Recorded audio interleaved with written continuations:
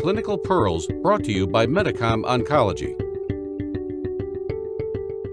Hi, my name is Dr. Eileen O'Reilly, and I'm going to focus for the next couple of minutes on just defining what are the new subcategories of pancreas cancer that have been identified that might allow opportunities for biomarker-directed therapies. So there's been a lot of work in this context trying to see if the heterogeneous group of people that represent pancreas cancer can be defined from either a pathologic or a biomarker perspective, and this may provide opportunity for stratification, for example, for part of clinical trials, or for identification of subgroups of patients that are more likely to respond to a particular treatment approach.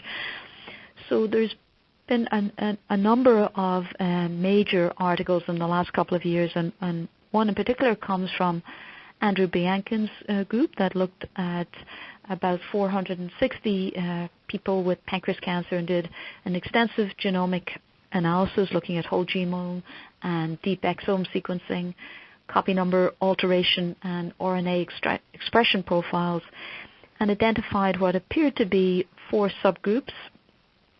One being a squamous subgroup that are characterized, for example, by P53, KDAM6A mutations and typically have a poorer prognosis.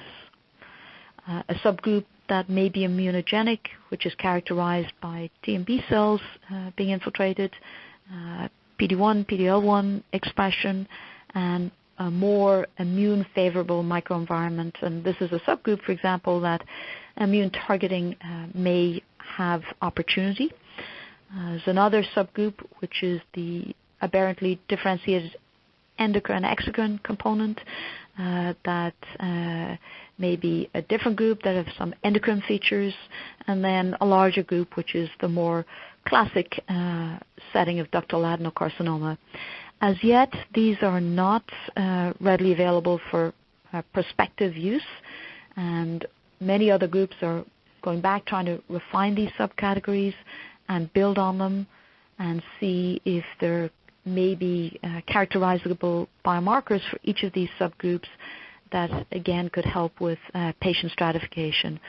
So I would say this is another very exciting area in terms of understanding the biology of pancreas cancer and beginning to get at the opportunity for treatment refinement, which as yet we have, for the most part, not succeeded in pancreas cancer, although there are now biomarkers that are becoming available in the clinic that do identify subgroups of patients. And an example of this would be patients with defects in DNA repair strategies. So, for example, germline BRCA and somatic BRCA deleterious mutations may predict for patients who could have exceptional benefit from platinum therapies and experimentally PARP inhibitors. And there are trials underway examining these opportunities in pancreas cancer, and we'll hopefully have some randomized data for this subset of patients in the next couple of years that, again, will help with treatment selection and refinement for a subgroup of patients. Don't forget to subscribe to the Medicom Oncology podcast channel for more clinical pearls. And be sure to visit partnersinpancreaticcancer.com for more practice resources.